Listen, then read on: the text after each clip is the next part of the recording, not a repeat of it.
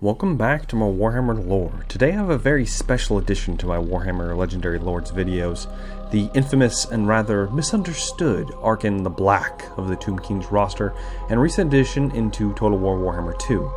Now it is important to note that Arkhan is a rather old character, and he has gone through several reconstruction phases, I would say. So some of his lore is at odds with itself.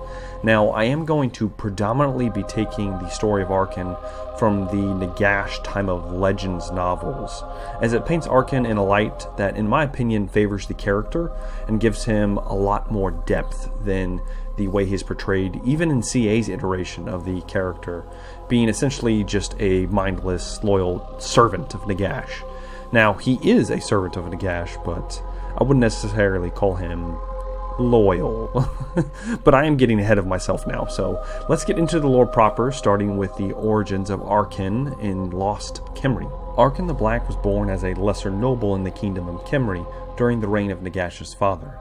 At the time, the future necromancer was the head of the mortuary cult, and while his ambitions were kept in check by the status quo, he still was making great strides in the research of magic and finding a cure for death, as was the goal of his order. As this is not a story completely about Nagesh, we will gloss over the points that do not pertain to Arkhan himself. So the ruling king was killed with dark sorcery, and Nagesh came into possession of a few dark elf slaves. Presumably the same slaves that smote his father, and forced them to teach him the ways of dark magic. He would need adequate supplies for his studies, and he would need enforcers to obtain the necessary ingredients for his dark rituals and experiments.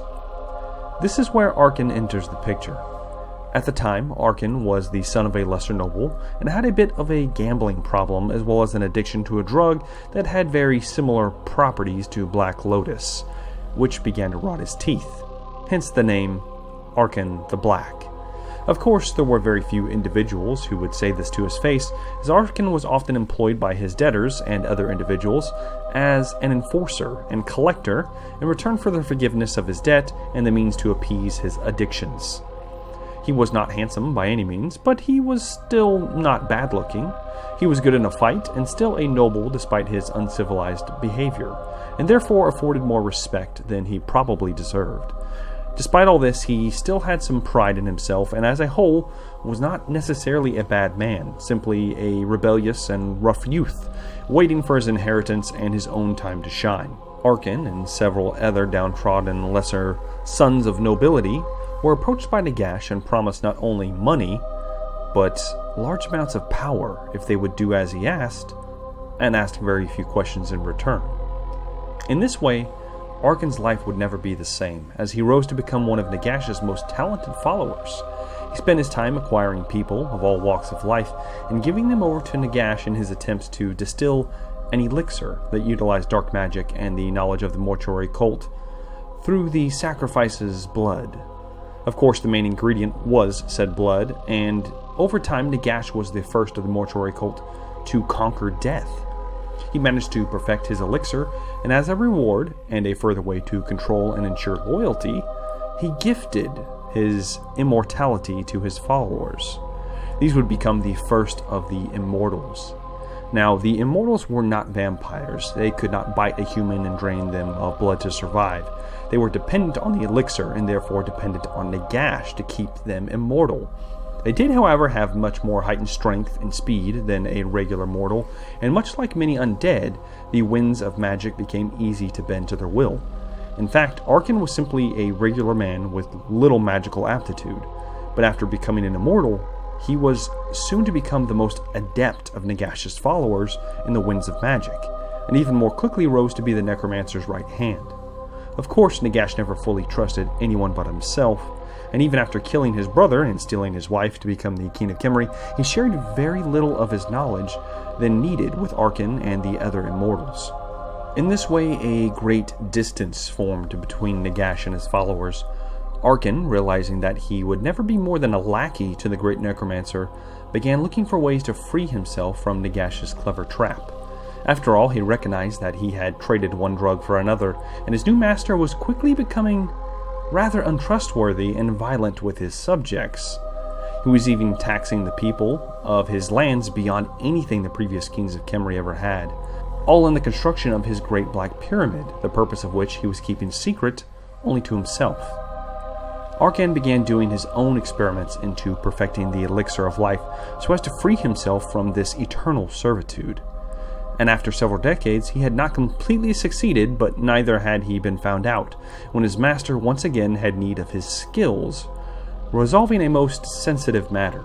Not only the people of Khemri, but Nehekarans throughout his lands and the various outlying kingdoms of Nehekhara were completely fed up with the taxations of the now dubbed usurper. Then they were rising up against Khemri and Nagash's rule. Of course, under normal circumstances, this would have been dealt with swiftly through the army of Khemri. However, the majority of Nagash's mortal subjects were openly rebelling, even in his own city, and the army could not be counted on to make it in time to the outlying settlements to offer up resistance to those still loyal to his banner. So, Nagash took his magic one step further and began to raise the very first army of the dead, and showed his immortals how to raise and control portions of the army so as to lighten the load on himself. Arkin was a part of this first of many battles in the war against the living and the dead that would come to embody Nagash's rule over Nehekhara. The priest-kings of Khasibur even met Arkin on the battlefield, and despite the blessings of the gods, Arkin was found to be the more powerful fighter in both raw strength and speed, as well as magical prowess. Had it not been for a timely intervention, he would have claimed many more souls than he had. In fact, he lost himself in the throes of combat and found that for the first time in decades, he felt free and powerful, cutting down his foes and embracing his dark gifts. After the mortals were routed and the undead army grew, Arkin was tasked with a special mission to pacify the horse masters of Bagar and strip the resistance of their cavalry. The journey was treacherous, and even more so as the side effects of his immortality elixir made it so that the undead and even himself were rather weak to sunlight. Not enough to kill him, but certainly cause pain and make their movements sluggish.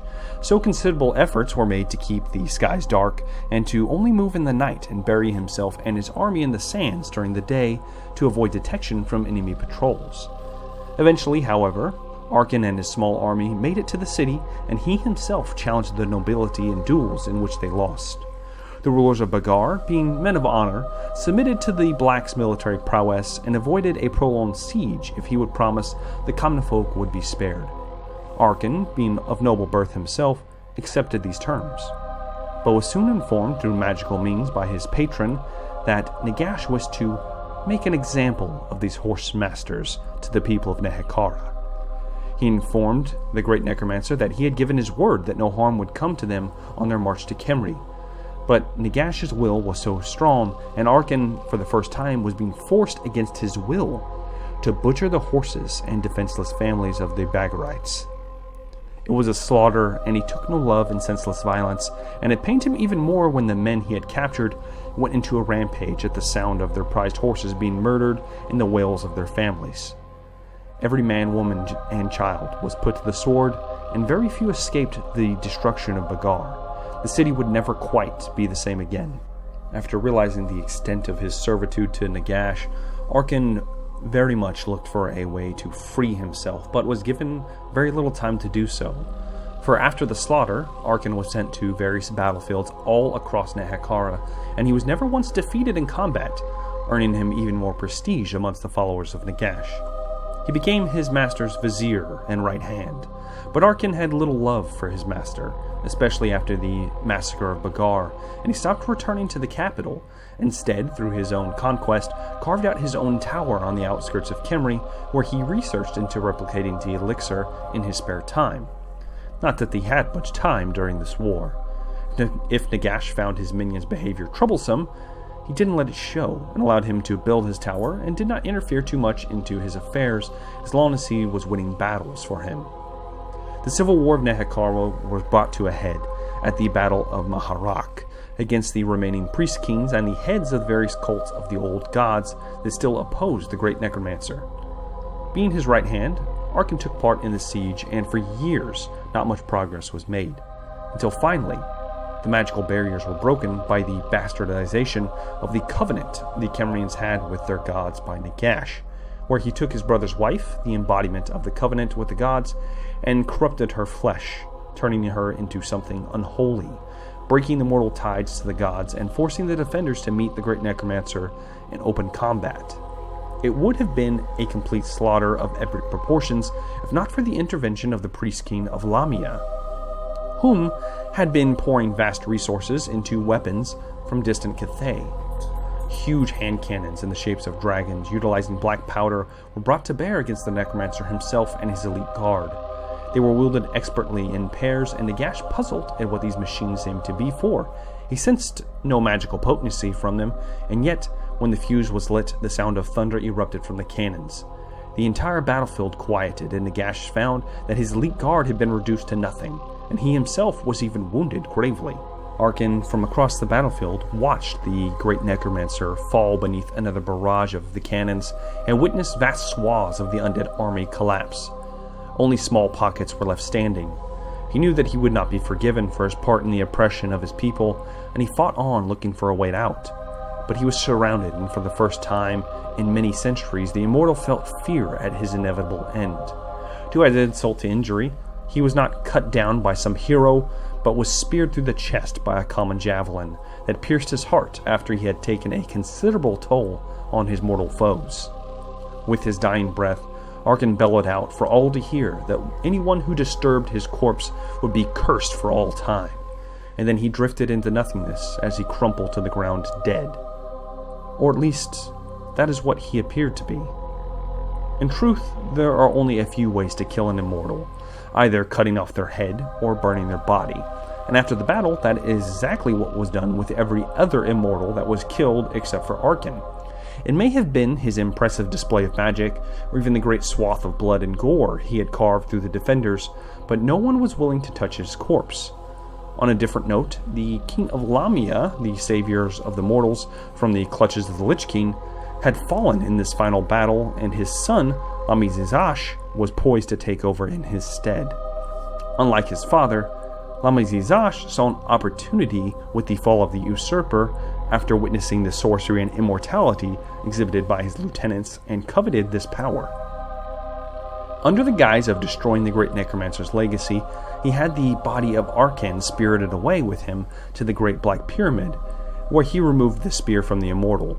Of course, he had chained the abomination and taken several precautions to keep the immortal from getting out of hand. Arkin awoke in the pyramid of his former master, surrounded by mortals, and even in his weakened state, he knew that he could overcome them. That was until he realized that he had nowhere to go, and so he chose to obey his captor's wishes and help them recover the books of Nagesh that were hidden in his study. And then he was shot through the heart for his troubles. He was then taken to Lamia, to a hidden room in the dungeons, and chained like some animal and forced to aid these mortals in obtaining immortality, such as himself. Arkin truthfully did not know how to give them what they wanted, for he had not completely mastered the spell to create the elixir of life. But with the aid of the great books of Nagesh, he had the recipe he so coveted. Of course, taking a page from his former master book, he did not at first reveal this truth to Lamizizash, and instead kept them just close enough to the truth to satiate their appetite for the dark magic, but at the same time, slowly allowing himself to recover from his wounds and figure out a way to escape from this new prison. This went on for quite some time, and then eventually someone came looking into where the new king and his retinue were spending so many nights and hours of the morning in the dungeon. As fate would have it, the sister and now queen of Lamia, Neferata, stumbled upon the resting place of Arkin and the books of Nagesh.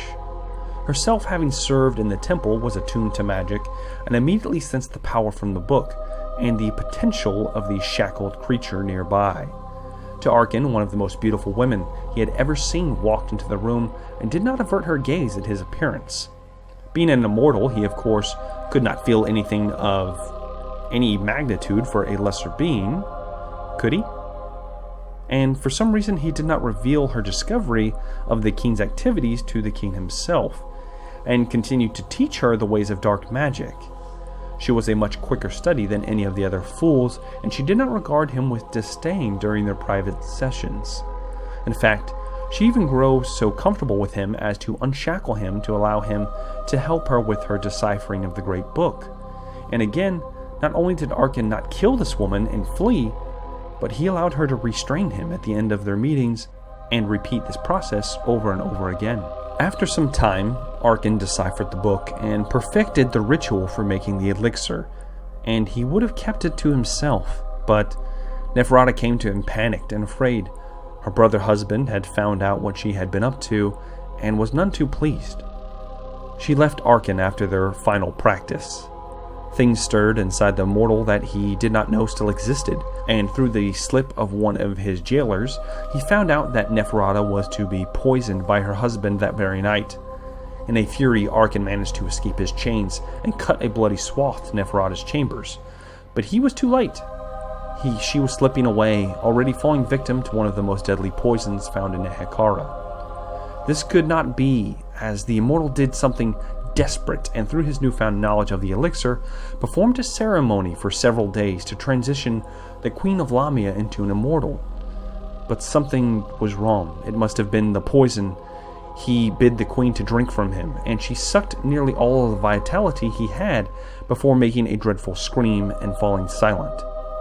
Instead of renewed vigor and vitality, Neferata turned pale and still as a corpse, and Arkhan, through his heightened senses, felt her heartbeat one last time.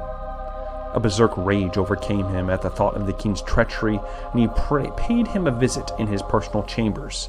The immortal reaped a heavy toll of men before finally being struck down amidst the carnage around him by none other than Abarash.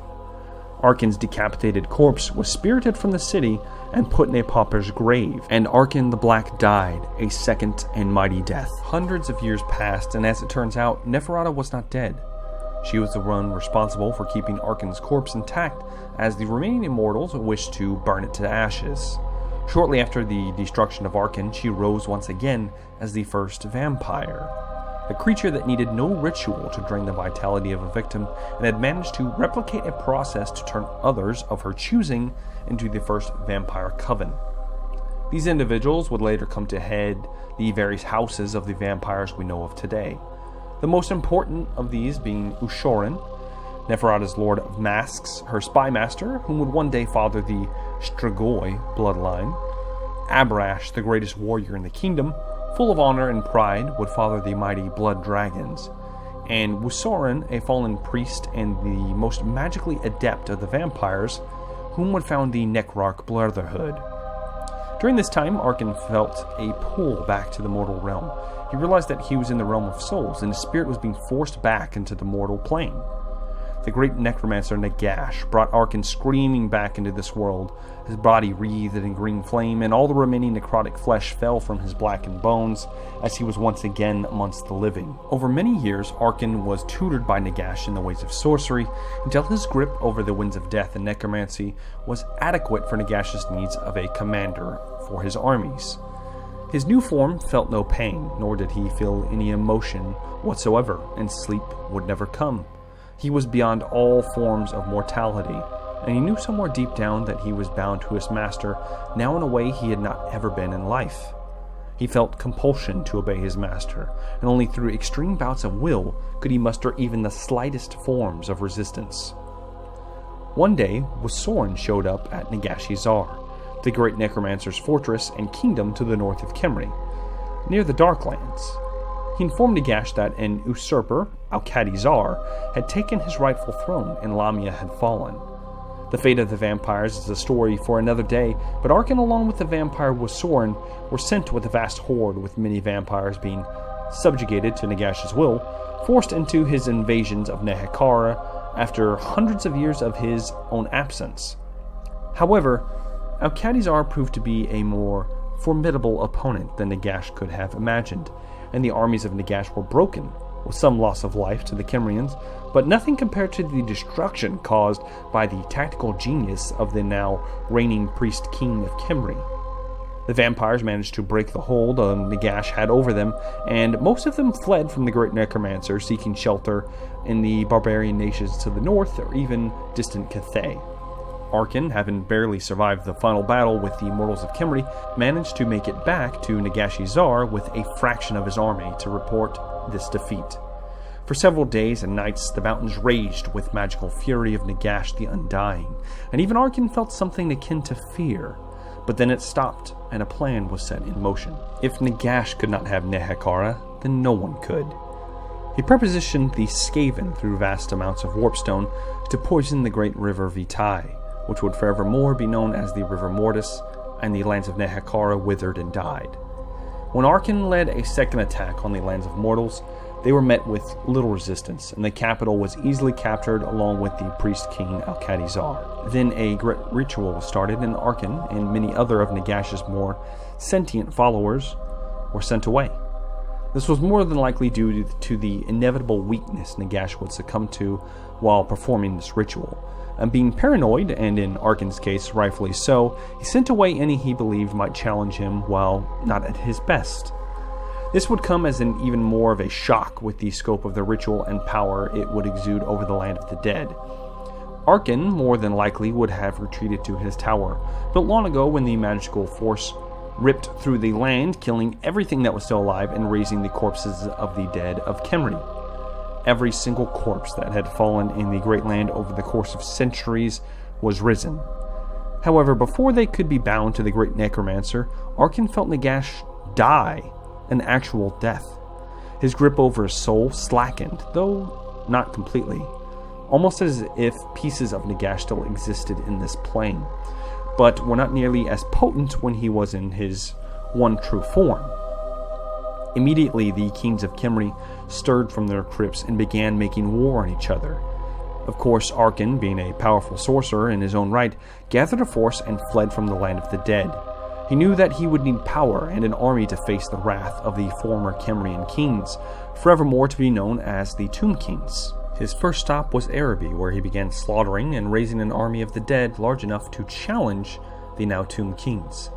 It was here that he began to feel the pull of Nagesh once more, and he knew that his master would one day return, and he would be made to answer if he was not found to have been furthering this inevitable conclusion. It was here that he ran into Neferata by accident. During the siege of Bel Aliad, he was met with a more stiff resistance than what he was used to from the rather pathetic mortals at this time. Only when Neferata herself ripped through his personal guard did he realize that she yet still lived. She was beautiful beyond anything he could have imagined, and something stirred in his blackened bones. He informed her of Nagash's death and the rise of the Tomb Kings and how they thirsted for their lives, her cousin Khalida most of all. And then, for some reason, he let her go once again, feeling that she would not wish to stay with him, before turning back to face the forces of the Tomb Kings and possibly buy her some time. During this time, Arkhan could not beat nor be beaten by the forces of Settra, and a grueling stalemate led to a truce between the two. Settra himself compelled the now Lich King to pledge his fealty, and the unending war would end. Arkhan agreed, though he had little plans of actually going through with this ridiculous request, and devoted most of his time to recovering the artifacts of Nagesh in hopes of placating his master upon his return. It was hundreds of years later that Nagesh was reborn in his Black Pyramid, from which he was forced by the Tomb Kings to flee back to Nagashizar. Arkhan was compelled to join him, and once again the Lich King was forced to bow before the great Necromancer. Nagesh, not being as powerful as he was before, was in need of servants, and sensing vampires in the world, he used Arkhan to deliver a summons to Neferata, who had taken the former dwarf hold, the Silver Pinnacle. Upon his arrival, he was tested by young vampires in combat, and he easily bested them and made his way to the throne room, where once again he gazed upon the beautiful form of Neferata, the only woman in his once mortal life he had felt anything for, and delivered his master's summons. Of course, Neferata refused to serve Nagesh ever again, and she gambled that the great Necromancer would not be able to force her as long as she stayed within the walls of the Silver Pinnacle. And for the most part, Arkhan knew that she was right. However, either through the sympathy for the Lich or a desire to somewhat comply to Nagash's wishes, she allowed Arkhan to take a nearly insane vampire, Khalid al-Mustafar, to Nagash to be his new progenitor of the vampire servants. Despite the longing he felt to stay with Neferata, Arkin was forced to deliver his cargo to Nagesh, and he was given a new mission, finding the great necromancer's hand that was cleaved from his body by Al-Khadizar. And during the search, he once again felt his master's will falter, as Sigmar Heldenhammer banished his soul back to the realm of souls. Again, his hold upon Arkhan was weakened, but not gone, and he knew once again that he would have to start over his search once again in service for his master. And that brings us up to the current timeline that we find Arkhan in Total War Warhammer 2. Of course, there is much more to his story, and there is a whole slew of information from the end times in which he was a part of. But for the most part, that brings us up to the current timeline in Total War Warhammer 2.